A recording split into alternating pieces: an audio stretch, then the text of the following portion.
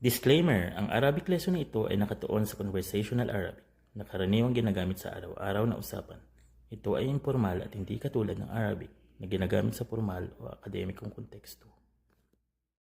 Ang ating susunod na lesson ay tungkol naman sa mga common phrases o yung mga kataga o mga salita na madalas nating naririnig dito sa Middle East, particularly na dito sa Saudi Arabia.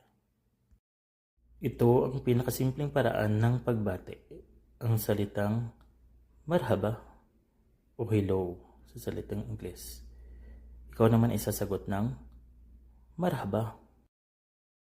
Ang pinakapormal at kadalasang paraan ng pagbati, lalo na sa mga kapwa-Muslim, ay ang salitang Assalamu alaikum, na ang ibig sabihin ay kapayapaan ay sumaiyo.